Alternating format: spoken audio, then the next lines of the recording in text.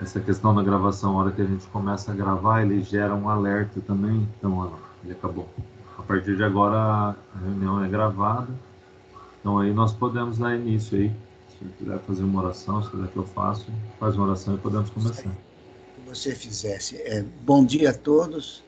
Nós estamos, então, iniciando a aula da Escola Dominical nesse dia. Um assunto muito interessante que vai compartilha com o interesse da família, de uma maneira geral.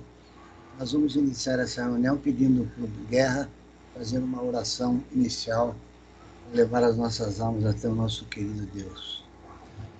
Senhor Jesus, louvado seja o teu santo nome. Muito obrigado, Pai, porque as tuas misericórdias se renovaram sobre as nossas vidas nessa manhã.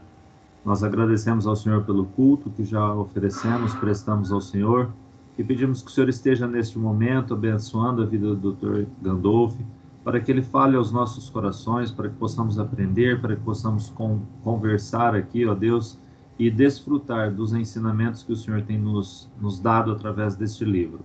É isso que nós te pedimos, agradecemos ao Senhor, em nome de Jesus. Amém. Amém.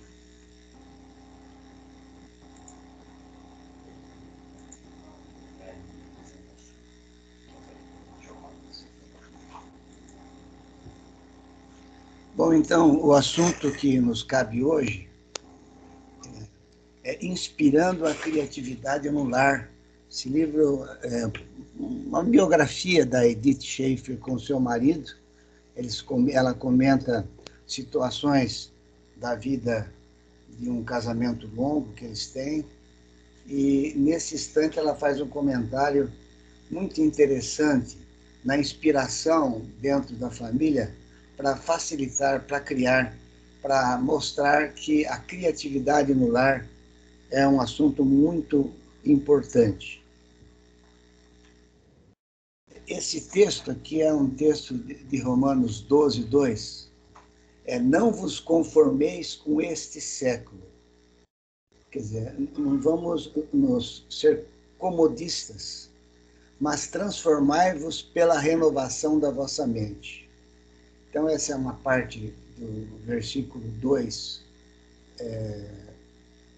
do versículo 12, capítulo 12, versículo 2, que fala que nós devemos estar estimulando, renovando as nossas mentes, criando dentro das nossas vidas o que foi colocado em nosso coração quando Deus nos fez. O dom que Ele nos dá, os dons que Ele nos dá. Todos nós recebemos um dom natural de Deus, que é a criatividade. Então, é dentro da criatividade que Deus nos dá, é que nós vamos fazer um comentário dela sendo usada dentro da família e dentro da palavra de Deus. Gênesis 1, 26. Vamos prestar atenção, que fala da criatividade de Deus. Também disse Deus: façamos o homem à nossa imagem, conforme a nossa semelhança. Tenha ele domínio sobre os peixes do mar, sobre as aves dos céus, sobre os animais domésticos, sobre toda a terra e sobre todos os répteis que rastejam pela terra. Façamos, está no texto da palavra de Deus. Então, vemos a Trindade se envolvendo diretamente na criação do homem. E eles depositaram no ser humano parte da sua essência. Foi criado semelhança de Deus, cada homem. É uma centelha, uma parte, uma fagulha da eternidade e da criatividade de Deus foi depositada em cada um de nós nesse momento da criação do homem. Então, todos os homens têm dentro deles a criatividade que Deus coloca em cada um de nós. O relacionamento está no coração de todo ser humano, pois o homem é criado em relacionamento primeiro com Deus. Deus nos criou e criou conosco, além de sermos semelhantes a Ele, criou dentro de nós um relacionamento fácil com Deus. Então, o relacionamento está no coração do homem. a nossa imagem conforme a nossa semelhança. Mas nós sabemos que Deus é espírito. E vamos ver em João 4:24 esse texto que fala sobre isso. Deus é espírito, e importa que os seus adoradores o adorem em espírito e em verdade. Então, esse texto é muito claro que Deus é espírito, e nós temos que adorá-lo constantemente, em espírito e em verdade. E ele, sendo espírito, ele também é invisível. Isso a gente pode ver em 1 Timóteo 1, no versículo 17. Assim, ao Rei eterno, imortal, invisível, Deus único, honra e glória pelos séculos dos séculos. Amém. A nossa imagem conforme a nossa semelhança, que Deus nos criou, e explicando agora para ver a criação do homem, que Deus é espírito, e portanto ele é invisível. Então o que ele fez? Sendo visível, ele criou o homem para ser a sua imagem viva e visível sobre a terra. Ah, que coisa lógica e maravilhosa.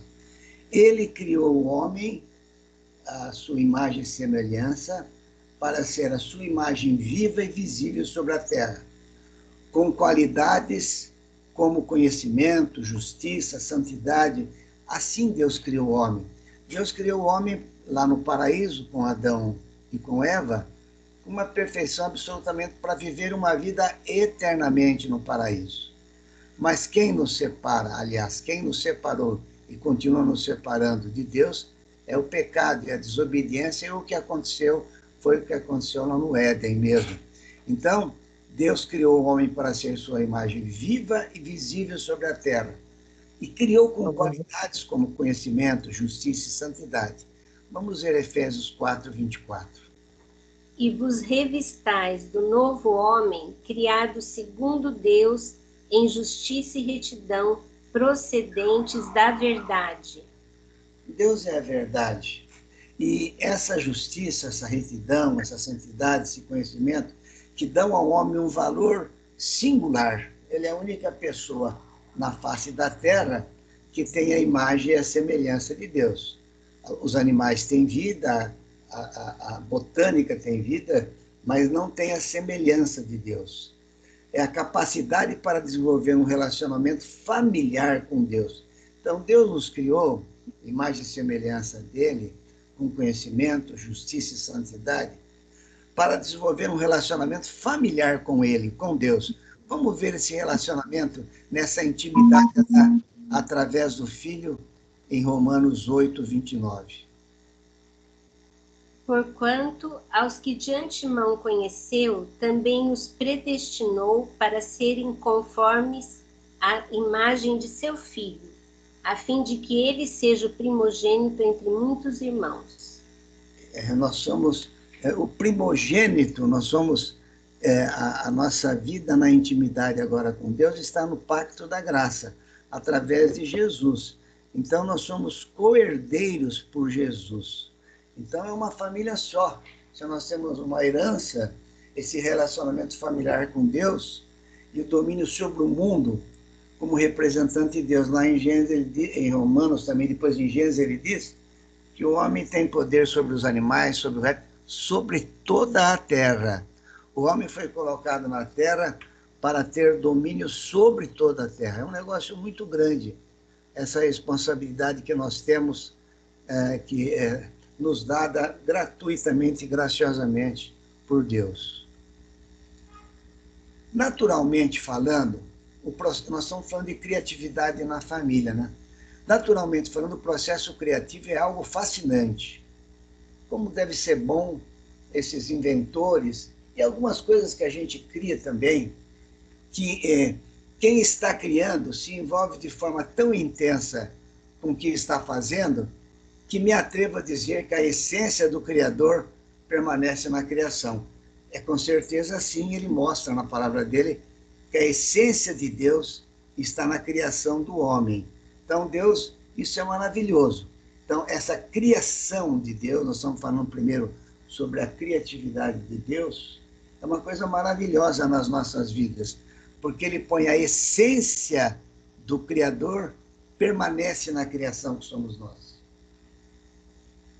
No livro de Atos, quando Paulo comenta sobre o Deus daqueles altares, tantos deuses que tinha lá na Grécia, isso especificamente em Atenas, ele fala do Deus desconhecido, que é o Deus real e verdadeiro.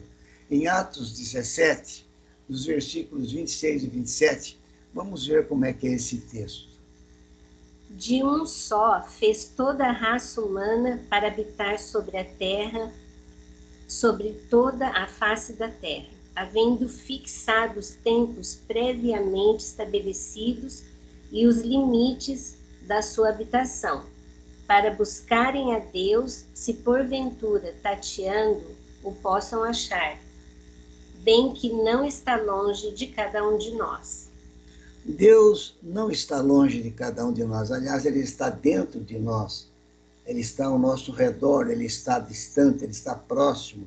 Deus está dentro de nós, que se nós ousarmos tatear a nossa volta, nós o encontraremos. É só olhar para a natureza, é só tocar nas coisas, ver o ser humano, ver toda a criação. Deus está em volta de nós sempre. E por isso que o homem é indesculpável, porque a natureza testifica a criação e a presença de Deus.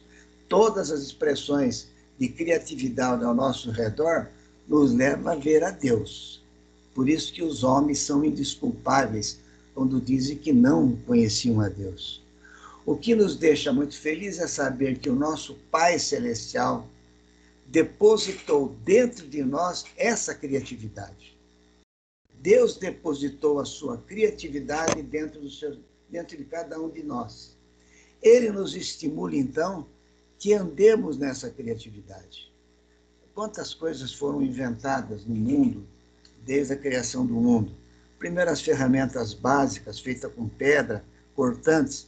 Depois veio o vidro, muito importante, foi criado na Era do Bronze.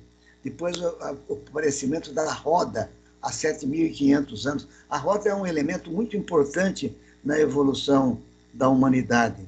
Depois vieram também a bússola magnética, que foram criadas pelos chineses entre o século XVI e XVII. Você imaginou a gente sem óculos? O óculos foi criado no século XIII. Depois também veio a pólvora, que foi criada pelos chineses. Vocês terem uma ideia, chinês não cria só vírus, cria coisas importantes também. Os relógios do século XIII, e o telescópio, e por diante, né? O telefone, com Alexandre Graham Bell, isso foi em 1876. Imagina essa criatividade que Deus colocou no coração dentro do homem, sendo exteriorizada pela descoberta de tantas outras coisas que nós vamos falar, agora a internet, o telefone celular e tantas outras coisas. Tudo isso o homem tem dentro dele pela criatividade que Deus colocou, a criatividade de Deus colocada no homem. A essência, parte da essência de Deus está dentro de nós. Ele nos estimula, então, que andemos nessa criatividade. O que nos deixa muito felizes é saber que o nosso Pai depositou dentro de nós essa criatividade. E a aula de hoje é o desenvolvimento dessa criatividade dentro da família, porque a classe é de família, né? Como é que a gente pode estimular, atrapalhar, bloquear a criatividade dos membros de uma família no seio dessa própria família? Então, a aula é inspirando a criatividade no lar. O lar deve ser um lugar onde a criatividade... O lar deve ser um lugar onde a criatividade é encorajada e apreciada. Bom, parece que é assim, mas nem sempre é assim. Eu vou citar aqui um exemplo. O lar deve ser um lugar onde a criatividade é encorajada e apreciada. O Henrique, que está aí presente, né, é o meu primeiro filho, e ele sempre foi um rapaz muito estudioso. Ele gostava de estudar, gosta até hoje. E quando ele tinha 17 anos, ele acabou o colegial. e não tinha feito cursinho. E foi prestar a FUVEST, é onde está a USP, na época estava a Paulista de Medicina e algumas outras faculdades. E a minha expectativa como pai, que conhecia o poder de conhecimento do meu filho, era uma expectativa de uma vitória que ele tivesse nessa área. Mas a minha expectativa passou acima da realidade. Para entrar, por exemplo, na USP, na Unicamp, na Paulista de Medicina, na FAMERP de Rio Preto e na Unesp de Botucatu, precisa de um poder, de um conhecimento muito grande e, além de tudo, estar preparado emocionalmente. Esse é o papel da família também. Então, quando o Henrique prestou a FUVEST, eu, como pai, eu tinha expectativa dentro de mim, ver se é possível, dele passar na FUVEST sem cursinho. Isso é uma coisa aberrante, em condições normais. Quando ele foi até muito bem na prova, mas quando ele fez a prova de física, ele acabou indo muito mal na prova de física, escrita principalmente.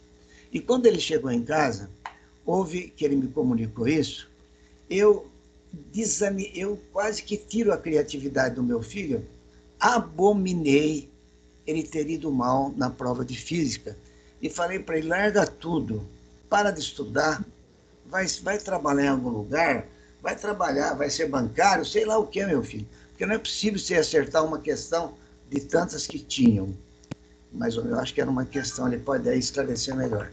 Então, o lar deve ser um lugar onde a criatividade é encorajada e apreciada. Naquele instante, eu poderia estar destruindo a vida estudantil do meu filho. Então, isso é falta de sabedoria do pai. Porque você não pode pôr... Eu que não entrei na USP, queria que o meu filho entrasse. Eu não posso pegar a minha expectativa e passar para o meu filho. Não tem. Impor na vida do meu filho. Então, isso é o relacionamento da família na criatividade dos membros da família. Saber a dosagem da crítica, saber o poder da estimulação positiva. Deus criou todas as coisas. Deus criou, tem tantos textos bíblicos, vamos pegar um do Novo Testamento, Colossenses 1, 16 e 17. Pois nele foram criadas todas as coisas, nos céus e sobre a terra, as visíveis e as invisíveis, sejam tronos, sejam soberanias, quer principados, quer potestades. Tudo foi criado por meio dele e para ele. Ele é antes de todas as coisas. Nele tudo subsiste. Deus é antes de todas as coisas. Para ter uma ideia, antes da criação da Terra, vivia-se em harmonia no céu. Os anjos louvavam a Deus, até que depois, com a queda de Lúcifer, os anjos que se rebelaram contra Deus, eles decaíram, vieram para a Terra e trouxeram o pecado para a Terra. Mas antes, todos os anjos, todas as coisas, louvavam e glorificavam a Deus em uníssono. Mas isso quebrou-se nessa situação que nós colocamos. O Deus pessoal que sempre existiu, sempre foi criativo, sempre é criativo. Podemos ver as evidências da sua criatividade dia após dia por toda a nossa vida. A cada manhã que você levanta, você tem diante de você a sua visão, a sua motricidade, a sua audição, o seu olfato, o seu falar, o seu tudo são dádivas que Deus colocou quando ele criou o homem à sua semelhança. Então, dia após dia, por toda a nossa vida, nós vamos ver sempre o poder da criação de Deus em nós, na natureza, nas coisas que nos servem. A família, do ponto de vista de inspirando a criatividade no lar, deve ser o lugar em que a criatividade da esposa, do marido e dos filhos seja cada vez mais encorajada e estimulada. É no seio da família que é a célula máter da sociedade, que é a primeira criação de Deus. Deus criou primeiro a família, depois criou o governo, e por último ele criou a igreja. São as instituições assim de destaque que coordenam a nossa sociedade. Então, é dentro da família o lugar que a atividade da esposa, do marido e dos filhos, ela tem que ser cada vez mais encorajada e estimulada. Para que haja encorajamento da criatividade, é preciso um ambiente de comunicação bilateral, que envolve tanto ouvir como falar. Não é fácil isso, não. E uma atitude de interesse pelos pensamentos e as ideias de outra pessoa. Olha, é duro ouvir. Não é fácil ouvir só. Primeiro ouvir, interpretar para depois falar. O que a gente faz na comunicação bilateral é frequentemente interromper o que o seu colocutor está fazendo, está falando, para falar alguma coisa no meio. Isso não é bom. Eu acho que a ideia de cada um, numa comunicação bilateral, deve ser toda ela colocada primeiro, integralmente até defendida, para aí você pensar e você concordar, discordar e formar um diálogo, que envolve tanto ouvir como falar, e uma atitude de interesse pelo pensamento e ideias de outra pessoa. Eu não sei se aconteceu com vocês, e você está conversando num grupo ou com uma pessoa, e ela não está prestando atenção no que você está dizendo. Isso é muito... Comigo tem acontecido frequentemente, porque à medida que você fica velho, no mundo ocidental, na cultura ocidental, o velho tem pouco poder de palavra. O velho tem pouco poder de ser ouvido, diferente da cultura do oriental. Um japonês de 100 anos, quando ele vai falar, o silêncio é total, só se ouve a experiência daquele homem. Não, aqui no Ocidente é diferente. Você passou de uma certa idade, os interesses pelos seus pensamentos e as suas ideias são pensamentos retrógrados com relação ao que você está falando. E é muito deselegante. Isso me acontece diuturnamente. Isso não é autocomiseração, não. Piedade de mim. É que acontece mesmo. Eu estou falando com uma pessoa, ela está vivida. A atenção dela. Existe também o déficit de atenção. Tudo bem, isso é um problema que as pessoas podem ter. Mas, tirando o déficit de atenção, tem o déficit de educação, de respeito. Constrói-se confiança mútua ao ouvir com atenção a apresentação dos projetos mais estranhos e inviáveis de outra pessoa. Olha, eu vou citar nome porque eu tenho direito dele, tenho certeza de citar nome. Eu fui diretor da faculdade de 90 a 97, ali da Faculdade de Medicina do Hospital de Base, porque era uma instituição só. 94, que a faculdade estadualizou, apesar de ser entidades co-irmãs, o Hospital de Base é uma fundação que não é estadual, ela é privada sem direitos, é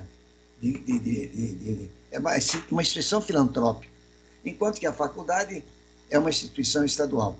E eu era diretor das duas instituições. E eu escolhi um diretor administrativo para cuidar do dinheiro, chamado José Carlos Pauquete, meu amigo Chim. O que aconteceu?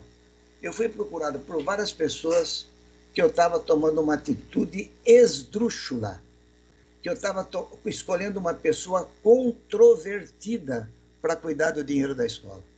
Ele cuidou por 6 anos, sem um senão, sem um processo administrativo, sem uma questão moral. Então, constrói-se confiança mútua ao ouvir com atenção a apresentação dos projetos mais estranhos e inviáveis de outra pessoa. Se a resposta for sempre, isso é impossível, ou então, essa pessoa é controvertida, então não vai haver continuidade na comunicação. As pessoas ficam desencorajadas quando as suas ideias são imediatamente descartadas. Ouça algumas pessoas que são controvertidas. Cuidado. Essas pessoas têm a criatividade de Deus dentro delas. Isso eu confesso para vocês que eu aprendi. Eu ouvi pessoas, as mais chamadas loucas do mundo. Eu não estou falando dentro da igreja, não, estou falando fora da igreja. E nunca me arrependi, porque sempre vem coisa boa, precisa saber filtrar. E não falar, não dá, não vou te ouvir, ou não ouve, você não tem direito de falar numa congregação, numa reunião.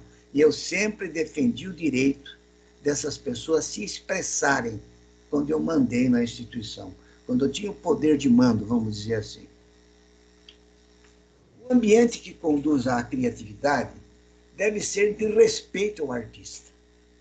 Quando um filho seu, ou um avô seu fala alguma coisa, de uma coisa nova, de uma ideia que ele teve, seja ele jovem ou idoso, você precisa prestar muita atenção, porque pode partir dali uma descoberta muito importante, como tantas essas que nós citamos. Você não pode pré-julgar, sem considerar se ele é talentoso ou desajeitado. Não é esse o critério. O critério é ouvir a ideia da pessoa. A criatividade precisa de disponibilidade da atenção de um amigo simpatizante no momento certo.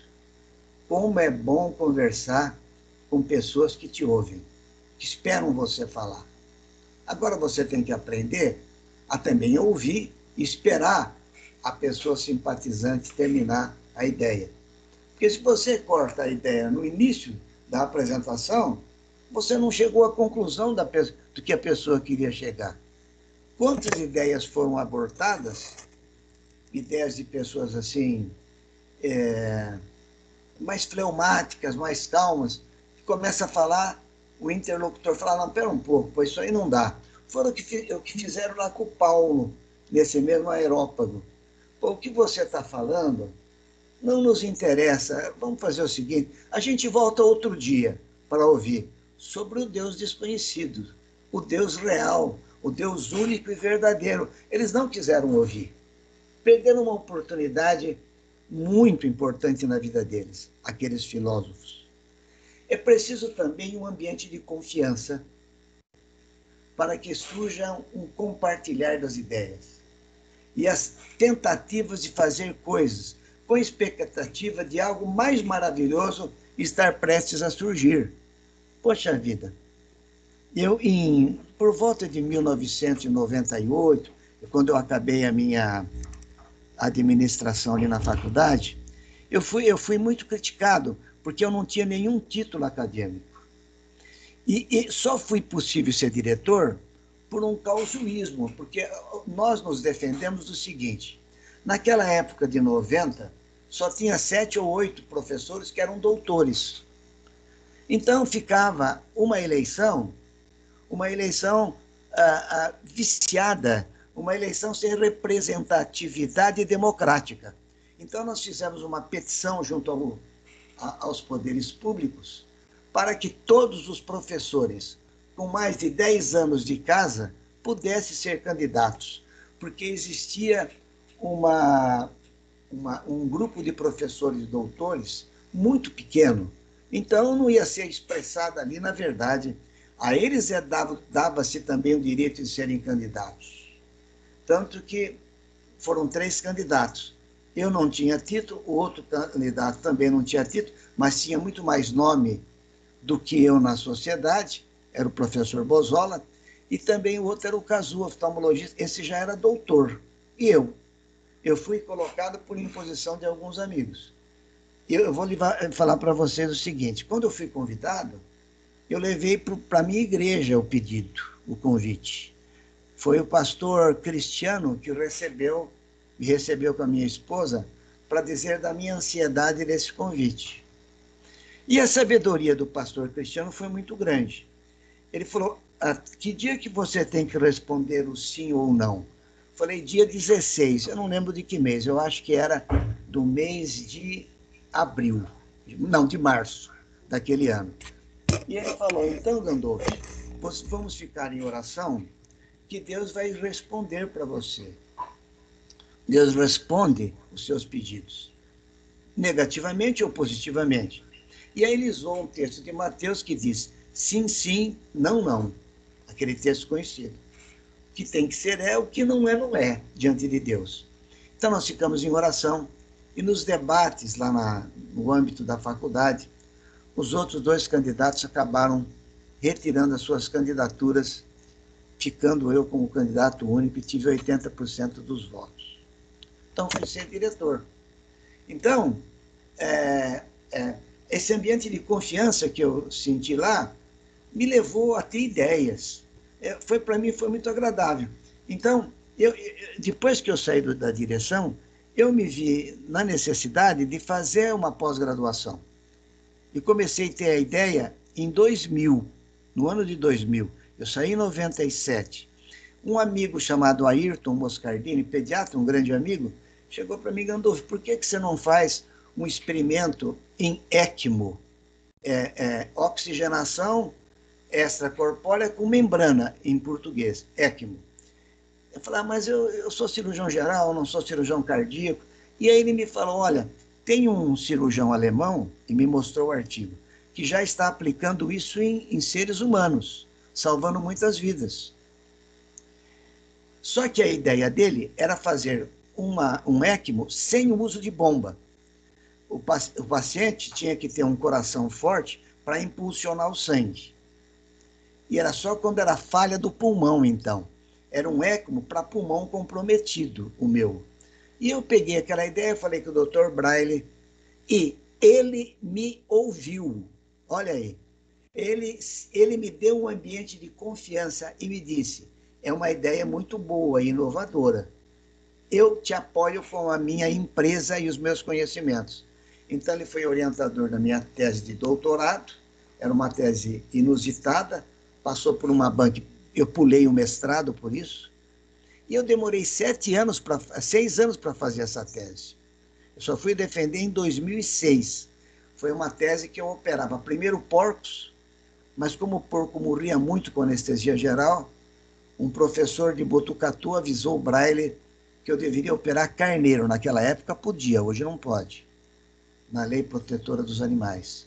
Então eu comecei a fazer aquele experimento que nós idealizamos e escrevemos, operando o carneiro, levando o carneiro a ter uma insuficiência respiratória, a gente fazia anestesia geral no carneiro e tirava o oxigênio dele.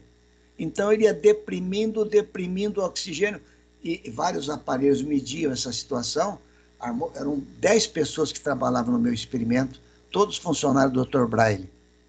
Então, o que aconteceu? Quando o carneiro estava para morrer, eu ligava esse equipamento que tinha sido já todo montado, eu ligava esse equipamento e o carneiro vivia, todos eles viveram, foram 7 carneiros. Se eu não encontrasse um ambiente de confiança, para a minha ideia, o apoio da minha família, especificamente da minha esposa, que estava mais próximo de mim, essa minha criatividade, que não foi minha, mas foi me trazida por outras pessoas, eu abracei essa criatividade, eu não teria desenvolvido minha tese de doutorado. Com a expectativa de algo mais maravilhoso estar prestes a surgir. É isso que aconteceu. Hoje o ECMO está sendo usado para salvar vidas na pandemia da Covid. Não é o ECMO que eu descobri, eu não estou colocando nesse sentido. É que esta tese minha entrou no conhecimento do ECMO, deu um passo à frente. E também, juntando todos os conhecimentos mundiais, estão agora salvando vidas, e deve ser uma coisa muito frequente hoje o ECMO para pessoas que vão transplantar pulmão, que não tem mais pulmão, vão ser colocadas em ECMO, vai oxigenar o sangue até chegar um pulmão doador. Situações como pancreatite que evoluem para destruição, para disfunção do pulmão, você põe o ECMO, recupera o pulmão e o paciente sai. Continuando então, eu estou dando um exemplo da minha vida, é sempre preciso alguém para vir olhar, para escutar, para contemplar e para responder. A criatividade é morta na família se não tiver gente para olhar para você, para te escutar, para te contemplar e para te responder o seu questionamento. Tanto no primeiro esforço criativo de uma criança, Quantas vezes nós já abortamos ideias dos nossos netos, dos nossos filhos, por não ouvi-lo? Ali pode estar um gênio, ali pode estar uma ideia que pode até modificar muito, como tantas outras foram criadas. Quanto também na tímida tentativa de um adulto velho até em fazer algo novo. O primeiro passo da criança pode acabar sendo o último, por causa da reação negativa de quem está perto dela, da parte dos outros. Lembre-se que a primeira reação tem que ser positiva. Quando alguém vem trazer uma questão nova, ela deve estar pensando há muito tempo. Ela criou muitas ilusões em torno daquilo. E você chega e fala, para de falar que isso é besteira. Você destrói. Lembre-se que a primeira reação tem que ser positiva. Isso é a criatividade do lar. Não importa se você estiver lidando com alguém de 3 anos ou de 63 anos. O ser humano, à procura de compreensão, precisa encontrá-la nesse momento. E é na família que isso deve ser encontrado. Se tiver uma crítica construtiva, espere o momento certo de falar. Não pare o relato da pessoa que está falando com você. Espera ela acabar, espera ela descansar, coloque aquilo na sua mente, mas tenha uma crítica construtiva. Espere passar a euforia da pessoa, depois abrace ela, deixe falar com você. E aí explica, eu acho que aqui tem uma coisa que eu não gostei, o que você acha? E não imediatamente no seu relatório, na sua apresentação. O nosso cônjuge, que normalmente é uma das pessoas mais significativas da nossa vida, se torna mais poderosa em afetar a nossa autoestima. Bom, quem afeta mais a autoestima é quem está perto. O cachorro louco morde o dono, porque está perto. Uma boa autoestima significa que você gosta do jeito que você é. Você precisa gostar de você. Amar a Deus sobre todas as coisas e o próximo como a ti mesmo. Isso é um mandamento importante que Jesus respondeu para quem o perguntou. Você se vê como uma pessoa amada e capaz. Isso é autoestima. Como é bom sentir isso. Quando você se gosta, e tem muita gente que sofre de complexo de inferioridade por vários motivos e não se gosta, você tem mais confiança na sua habilidade de se relacionar com as pessoas, de correr risco, de tomar decisões e também de ter escolhas. Tudo isso pode ser abortado se você, na intimidade do seu lar, principalmente com o seu cônjuge, não tiver a sua autoestima massageada, não tiver a sua autoestima elevada com elogios, com amor e com tantas outras coisas positivas que você pode fazer pelo seu cônjuge e com os seus filhos no lar. Como compartilhamos muito tempo juntos no casamento, eu, por exemplo, com a Ed, somos casados há 45 anos, dia 9 de setembro, 10 de setembro próximo. Mas vivemos 2 anos antes, são 47 anos. Como compartilhamos muito tempo juntos, eu nunca vivi com alguém mais tempo do que eu vivi com a minha mulher. Eu vivi com meus pais e a minha mãe por 20 e poucos anos. E a Edna, 18 anos. E depois, então, nós vivemos juntos. Passamos a conhecer nosso cônjuge mais do que qualquer outra pessoa. Por isso que, algumas vezes, você pode ser o psiquiatra da sua esposa, você pode ser o psiquiatra do seu esposo, dando atenção, sabendo das suas fraquezas, e até você curá-lo na intimidade do amor do relacionamento. Conhecemos os segredos, as fraquezas, as preocupações, inseguranças e vulnerabilidade um do outro. Então é crucial, é fundamental, que ambos compreendam esse poder e utilizem de forma positiva, porque o duro é uma pessoa conhecer a outra, como o marido e a mulher, e usar dessa vulnerabilidade do outro para te causar problema. Isso é uma destruição do lar. Então, é importante que ambos compreendam esse poder de conhecer o cônjuge e utilize de forma positiva, aumentando no cônjuge o poder de criatividade. A rotina familiar promove segurança e, sendo bem planejada, também é fator importante para o bem-estar da família. O problema surge quando as pessoas se acomodam e não criam situações novas que as estimulem à satisfação íntima. O duro é isso, a mesmice, a ficar na mesma coisa sempre. O problema surge quando as pessoas se acomodam, tá bom assim. Não cria no cônjuge uma expectativa de evolução, uma expectativa de coisas novas. E não criam situações novas que estimulem a satisfação íntima no casal. Às vezes o casal percebe isso muito tarde, quando já está difícil mudar a situação.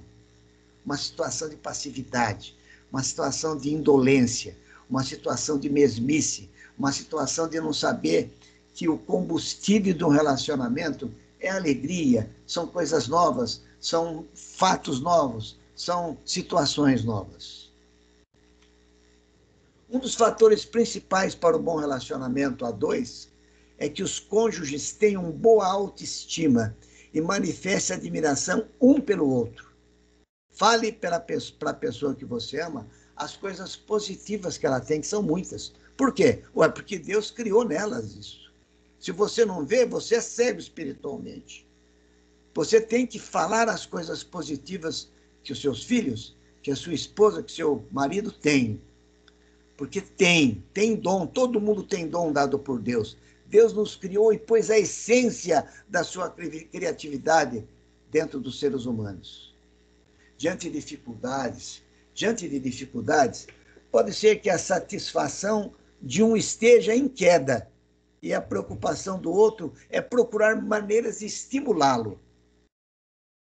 Quando seu marido, quando sua esposa, quando seus filhos estão em queda de autoestima, cuidado que você pode colocá-lo em depressão, colocando ele mais negativamente para baixo.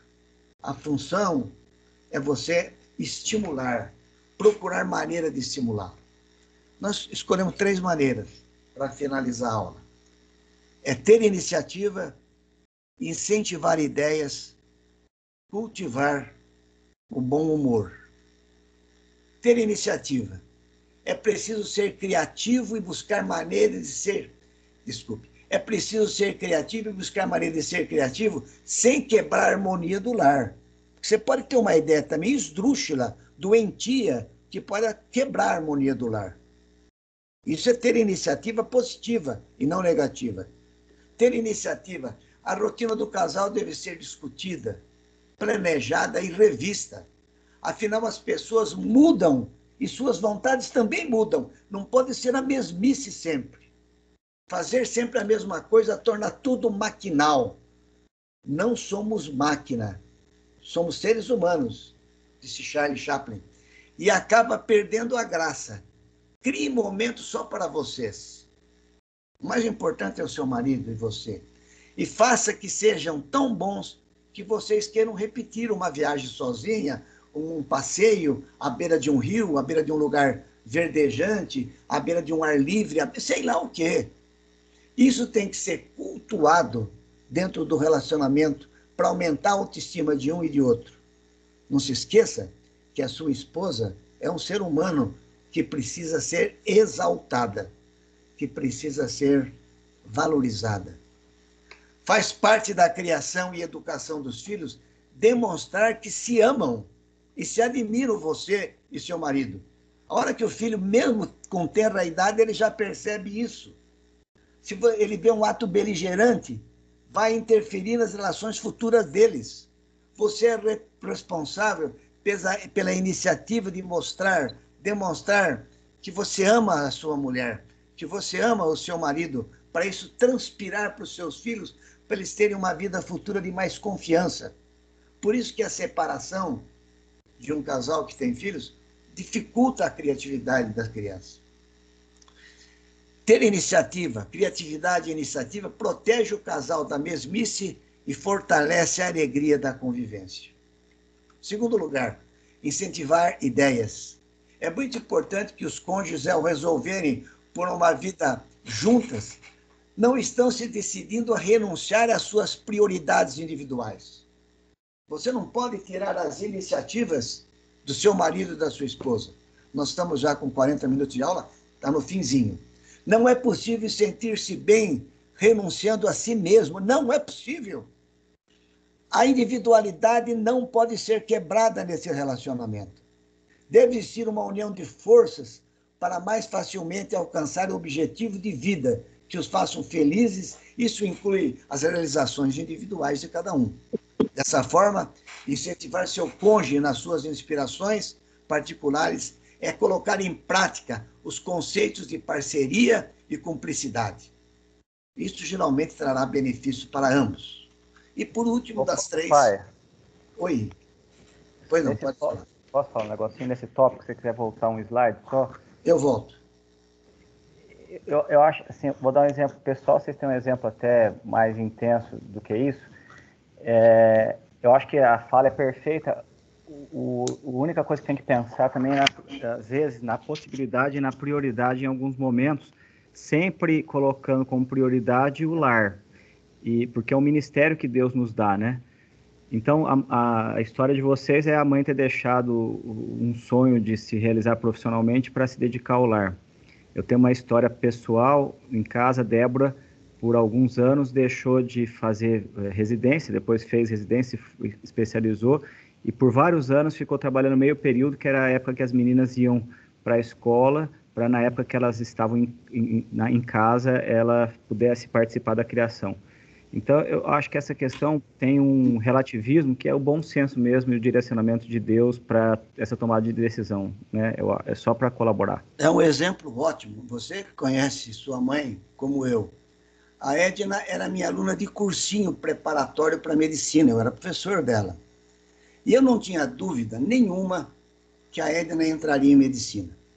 Mas o nosso relacionamento, eu não era crente, ela era da igreja, mas não era crente. Nosso relacionamento sexual antes do casamento truncou tudo isso e ela teve que se casar comigo. E ela parou de estudar, porque teve você, depois teve imediatamente mais 3 filhos, um atrás do outro. E hoje ela diz que não se arrepende de ter abortado dela o direito de ser médica e de ser mãe e do lar. Ela faz questão de responder quando perguntam a ela: qual é a sua profissão? Ela fala do lar.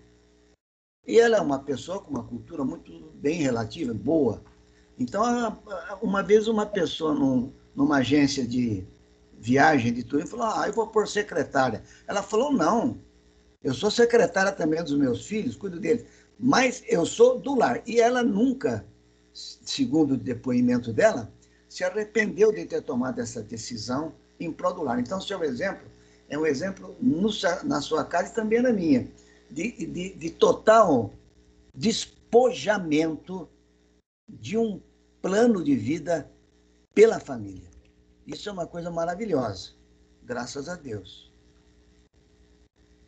A desculpa que eu não falei do bom humor é a última. O humor dos cônjuges faz toda a diferença na satisfação de cada um no casamento e é essencial para o bem-estar na família. Algumas pessoas são naturalmente bem-humoradas. Outras precisam desenvolver essa atitude. O fato é que cultivar essa atitude é empreender uma nova visão na vida muito mais esperançosa, com bom amor e saudável, esperando sempre pelo melhor. Claro que esse é um trabalho individual, mas a alegria, que é uma ordem de Deus na palavra dele, e o otimismo de um pode estimular o outro a agir da mesma forma. A felicidade é contagiante. Coloque o bom humor na sua vida e acabará a influenciar seu cônjuge e toda a sua família na criatividade. Por fim, em conclusão, nós precisamos nos levantar usando essa criatividade depositada em nós em favor do reino de Deus. Vamos exercitar o dom que Deus depositou em cada um para promover o Pai, o glorificando através de cada uma das suas expressões de criatividade. Nós somos feitos para glorificar a Deus com a nossa criatividade. Nós precisamos nos encorajar a não conter a forma de criatividade que Deus depositou em cada um de nós, para fluir para a glória do nosso Deus. Então, essas colocações que eu queria colocar, eu só vou mostrar em 3 slides o meu experimento. Aqui é o pescoço do carneiro, aqui é uma canulação da artéria carótida, que todo mundo conhece no pescoço, e aqui é a canulação da veia jugular maior, interna. Então, o sangue, quando o coração está bom, o coração bate, o sangue vem pela artéria, no caso a carótida, poderia ser a artéria femoral e tantas outras, ele vem, ele sai, vem, entra no oxigenador, que é esse aparelhinho aqui, recebe o oxigênio que vem dentro do oxigenador e volta por uma veia. Aqui ele está clipado, porque o carneiro está sendo... Eu não aceitei fazer essa tese dando uma substância para queimar o pulmão do carneiro parcialmente. Eu não aceitei. Eu criei uma ideia de que, uma vez anestesiado o carneiro, eu tirava o oxigênio dele para ele sofrer e ter o CO2 bem alto no organismo dele e o O2 baixo. Quando chegava essa situação, tinha um dosador de gases do lado aqui, pela artéria femoral e a veia que não aparece aqui, corria esse sangue, um funcionário ia dosando e falou, chegou no limite. Então, eu desclipava esses 2 clipes aqui para o carneiro quase morrendo, aí eu desclipava e o sangue impulsionado pelo coração entrava no oxigenador que estava recebendo de um bujão de oxigênio aqui dentro, ele, com essa membrana, o oxigênio passava dentro do sangue e voltava pela veia. Esse mecanismo é um ECMO sem bomba. O que são usados agora, por exemplo, para a COVID, é um ECMO com bomba. Coloque-se uma bomba que impulsiona o sangue, porque geralmente esses pacientes com essa doença, com essa virose, eles estão com o coração já meio debilitado, eles não conseguem sozinho mandar o sangue. Então o sangue sai, uma bomba empurra, entra no oxigenador e volta para o paciente. Esse oxigenador aqui é um pulmão. O pulmão fica paralisado, em repouso medicado, e esse oxigenador faz o papel do pulmão. Isso para ilustrar para vocês apenas o que é um ECMO. É uma coisa muito mais complicada, é o que eu estou mostrando. Tem 1000 equipamentos em volta, eu estou mostrando só o mecanismo cirúrgico. Muito obrigado, eu não sei, eu vou deixar a palavra agora livre para vocês darem exemplo, fazerem perguntas, eu não tenho... Doutor Gandolfo, eu queria falar uma coisa, quando o senhor começou lá nos primeiros slides falando, né, com relação à criatividade, com relação à criação, aquilo que nós fazemos, eu vejo hoje um grande desafio para nós pais, porque outro dia a gente conversava aqui em casa, e essa geração, né, de 20 anos para cá, vamos dizer assim, essa geração já nasceu num conceito novo, já nasceu num conceito de onde ninguém precisa se conectar à internet. Nós já estamos conectados à internet. E aí, muitas das coisas que lá atrás nós tínhamos oportunidade de criar, hoje a gente não... Antigamente a gente discutia, eu lembro disso, vou discutir, e ficava várias pessoas falando, dando opinião. Hoje, se alguém começa uma discussão, eu abro o celular, digito no Google o que é, em 2, 3 cliques ali eu descubro a informação. Nós temos uma velocidade muito rápida. E eu vejo isso como um papel importantíssimo nós incentivarmos, é o que o senhor colocou, incentivarmos os filhos e até mesmo nós mesmos a essa criatividade dentro da palavra de Deus, dentro da instrução de Deus, porque muitas vezes, se nós formos só para o Google, se nós formos só para aquilo que tá na internet, a gente tem muita coisa errada também. Então, eu louvo a Deus pela criatividade, né? Eu brinquei outro dia com o Henrique, eu falei isso para ele, né? Que Deus nos deu a criatividade, vos deu, né? Porque eu não tenho essa criatividade da medicina, da cirurgia e tudo mais, mas é a criatividade, a inteligência que Deus nos capacita a entender muitas coisas. E um segundo ponto é que nada disso sai de uma única vez. Eu tenho certeza, não conheço esse projeto do senhor, mas eu tenho certeza que a ideia não foi, eu tive uma ideia, vou implementar e pronto, já consegui realizar. Muitas vezes a gente tem que fazer uma vez, isso aqui não deu certo, vamos corrigir isso, vou tentar uma segunda, vou tentar uma terceira, e nós vamos tentando, e nós não podemos desistir disso. Se hoje a Lu faz aqui em casa, e ela tem, e passou por um processo onde ela não poderia degustar nada durante alguns meses dos doces que ela faz, mas porque ela chegou na receita ideal. Ela atingiu a máxima da receita ideal. Então, ela sabe tudo certinho, ela tem a receita do bolo, vamos dizer assim, dos doces, para ela poder fazer. Isso foi fruto de muitas tentativas. Criatividade, capacidade de Deus, daquilo que Ele nos dá para a gente implementar. Então, só esse ponto para a gente pensar isso para os nossos filhos. Eu sei que muitos aqui também já não têm filhos na faixa de idade que eu tenho, mas muitos têm. Mas que a gente não corte os nossos filhos nessa criatividade que nós lá no passado tínhamos, que não tínhamos tudo à mão. A gente testava várias vezes para fazer acontecer.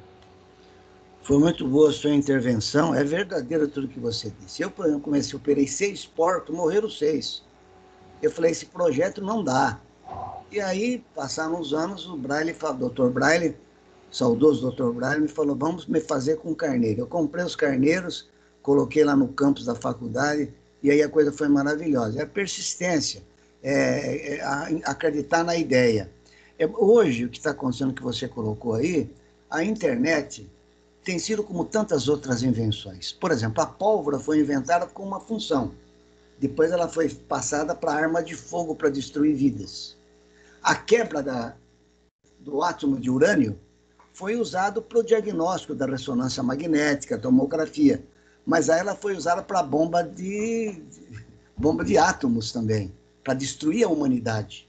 Então, o homem, Deus dá criatividade para o homem descobre uma coisa, mas vem a parte negativa da humanidade e usa aquilo para malefício do homem. O avião é um meio de comunicação maravilhoso de transporte, só que ele foi usado para bombardear Hiroshima e Nagasaki em 1945, dia 2 ou 6 de agosto, e destruiu aquela população. Então, isso é o mal que também está dentro do homem. Deus dá a criatividade boa e o homem deforma. Deus deu o paraíso e Adão e Eva destruíram com o pecado. Isso é uma coisa muito importante. Então, o que você falou hoje, você não consegue conversar com o seu neto mais. Já aconteceu comigo de ir no consultório, a mulher de um grande amigo meu levou o filho moço. Ela tem que ser da minha idade, é velha. E ela sentou com o celular ligado. Bom, tudo bem, eu ia consultar um moço. Mas ele dependia, é aquele filho dependente da mãe, de a mãe falar o que ele tem. Ele com 23 anos. E eu falei, Graça, por favor, você vai desligar o telefone porque ele quer que você fale. E eu não vou ficar te esperando, eu não tenho tempo. Eu vou sair, vou tomar uma água e volto. Se você tiver com o celular ligado de novo, eu vou chamar outro paciente. Saí. Ela é muito amiga minha. Voltei, ela estava com o celular desligado. Então agora você pode falar, você me desculpa que eu estava... Porque não é possível tanta falta de educação. Hoje, se você olhar para o seu neto, ele não olha para você, ele olha para o celular. A pessoa tromba no poste. Acabou. Então, a internet, que é um meio de comunicação muito importante, um meio de conhecimento e de propagação da palavra muito importante, é um veneno para a sociedade. Está destruindo os lares. Os lares estão sendo destruídos por falta de comunicação, por causa desse... Uma coisa tão boa que Deus permitiu, e o homem já está destruindo também. Para pornografia e para tantas outras coisas. É uma pena que nós somos todos assim pecadores. Só tem um que não pecou. A palavra de Deus disse, que é Cristo Jesus, que se fez homem e habitou entre nós. Ô pai, deixa eu tentar colaborar uma coisa aqui que para mim ficou foi muito pertinente na sua aula. Na verdade é uma aula, um tema difícil, é bem desafiador falar a respeito disso. Eu imagino o quanto que você sofreu para poder tornar isso prático. Precisa de muita criatividade. Sou de muita criatividade, mas fez todo sentido. Você linkou a ação da criatividade em substanciar em ações práticas o amor. Então, é isso que eu acho que é o fato mais importante a ser evidenciado na tua aula, né? Você falou de bastante coisa, falou de comunicação no lar, no meio da sua aula, do ouvir, do ver, do respeitar, que são situações que colocam em evidência o amor, né? O amor não busca os seus interesses, o amor é benigno, o amor não é invejoso, o amor não é soberbo. E a hora que você tem criatividade para colocar isso do ponto de vista prático no dia a dia, tanto com a sua mulher quanto com seus filhos, eu acho que é o passo seguinte e você tira do papel da teoria o amor com ações práticas, né? Então, para mim, o que mais fez sentido nós somos seres criativos, você colocou muito bem isso. Só que a nossa criatividade tem que ser focada em quem tem que ser efetivamente, que é no nosso cônjuge e nos nossos filhos, né? E muitas vezes nós nos perdemos nisso, nós damos mais foco ao trabalho, às outras pessoas, essas ações práticas que você colocou do bom humor, de estimular os ganhos e as realizações. Muitas vezes a gente faz isso mais fora de casa do que dentro de casa, né? E esse link que você colocou entre o casal, eu vou contar uma história jocosa aqui, e eu creio que vai ser uma história que não vai constranger ninguém. Tinham 3 amigas, uma era namorada, outra era noiva, outra era casada. E elas comentando sobre relacionamento, falando que tinham que ter criatividade no relacionamento, igual a sua aula falou. Então elas propuseram fazer uma noite com coisa criativa para poder estimular o lar. Então voltaram na semana seguinte tomar o café e contar as experiências. E a namorada falou, eu fiz um jantar à luz de velas com o meu namorado, e ele ficou extremamente feliz, e foi a primeira vez que ele falou que me amava. Foi muito bom para mim ter feito isso. A noiva falou que preparou a casa, perfumou a casa, jogou pétalas de rosa na entrada para o marido entrar, montou a comida que ele mais gostava, e na hora que eles terminaram o jantar, ele se declarou e pediu ela em casamento. A casada tinha um foco na vida sexual, ela comprou uma lingerie preta, montou o quarto esperando o marido chegar. A hora que o marido chegou, olhou para ela e falou assim, Batiguer, a janta está pronta já?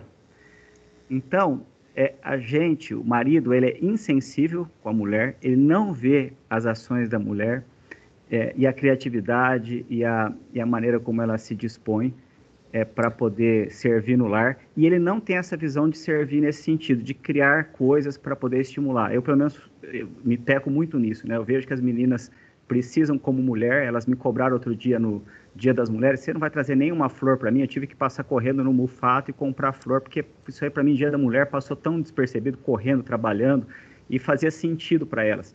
O Jaime Kemp que falava isso, né? Falava, olha, você tem que fazer atitudes práticas e criativas para o teu relacionamento se intensificar, né? Traz uma flor, leva um presente, isso é muito importante. Então, só para enfatizar que o foco da criatividade tem que ser os filhos e os cônjuges. Acho que você passou bem essa mensagem, isso faz sentido, pelo menos para mim fez, porque muitas vezes eu perco o foco mais fora do que dentro do lar, nessas coisas criativas, e nós somos seres criativos e temos que usar isso para demonstrar amor. Muito bem, excelente. Vamos então encerrar nossa aula de hoje. Eu não sei se a dona Lloyd tem condições de tecnologia aí, se ela aprendeu, porque, com todo respeito, estou dizendo, que eu gostaria que a senhora orasse. Agora, eu não sei como é que a senhora está fisicamente, eu sei que a senhora teve um problema recente de saúde, e se dá para a senhora orar ou não, a senhora fica muito à vontade. Eu gostaria muito de ouvir a senhora orando. Posso falar, então, já? O que eu tenho que fazer? A senhora tem que orar, só isso.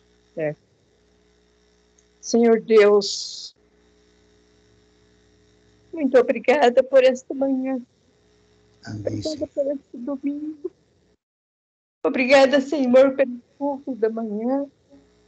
Obrigada por esta aula maravilhosa. Obrigada pela vida do Dr. Gandolfo, sua família e de todos esses irmãos que estão presentes. Obrigada, meu Deus, e abençoa-nos neste dia, para a glória do Senhor. Nós honremos e glorifiquemos o teu nome com o nosso viver. Abençoa-nos a todos, abençoa o nosso lar, os nossos lares, e cuida de todos nós, ó Deus, e nós te louvamos, porque sabemos e sentimos que Tu estás cuidando. Obrigada, Pai, louvado seja o Teu nome, em nome de Jesus. Amém. Amém. Amém. Quero comunicar o nosso amor pela senhora. Nós temos um amor, essa igreja te ama profundamente. A senhora não, acho que a senhora não vai conseguir medir o amor que a igreja tem pela senhora, pela sua família, pelo reverendo Álvaro, pela sua irmã. O reverendo Álvaro que foi tão importante na minha vida conjugal, uma pessoa fenomenal, seu irmão, que eu agradeço nesse instante, em nome da senhora. A senhora está se recuperando de Covid, nós ficamos sabendo, mas parece que a senhora já está praticamente... Tem quantos dias, dona Lloyd, que a senhora adquire? Que eu fiz o teste, vai fazer 15 dias amanhã. Deus abençoe. Então, com esses 15 dias, a senhora praticamente está fora de perigo. Já passou a fase pior, que a senhora poderia complicar e até morrer. Olha o que Deus faz. Como é bom para a nossa igreja a preservação da sua vida física, porque a sua vida espiritual já está garantida. Nós sabemos disso pelos frutos que a senhora tem demonstrado todos esses anos na nossa igreja. É muito bom tê-la, é muito bom vê-la, é muito bom compartilhar da sua presença, do seu amor, da sua sabedoria e do seu amor que a senhora demonstrou uma vida inteira pelas coisas do Senhor. Deus te abençoe muito, viu? Amém. Tudo certo? Tudo tranquilo. Então tá bom, pessoal, valeu. Tranquilo. Aquela foto aquele sorriso bonito, aqueles que puderem ativar a câmera, que não ativaram ainda, né? Para sair bonito no print aí. O Henrique tá todo estiloso aí nesse fundo. Parece que ele tá lá no, sei lá eu, onde parece que ele tá. Mas tá todo chique. Olha lá em 1, 2, 3 e sorriso bonito, maroto. Tranquilo, gente. Eu vou colocar lá no grupo já já. Deus abençoe. Um abraço. Hoje à noite Deus tem abençoe a culto. todos. Quem deu nome já deu. Quem não deu vai ter que ficar para o próximo, que já lotamos. Deus abençoe por isso. Tenham todos um excelente domingo, tá bom? Amém. Deus abençoe. Amém. Obrigado, Guerra. Deus abençoe. Muito obrigado. Pela atenção, Amém. Guerra. Muito obrigado. Juntos. Deus abençoe. Tchau. Amém.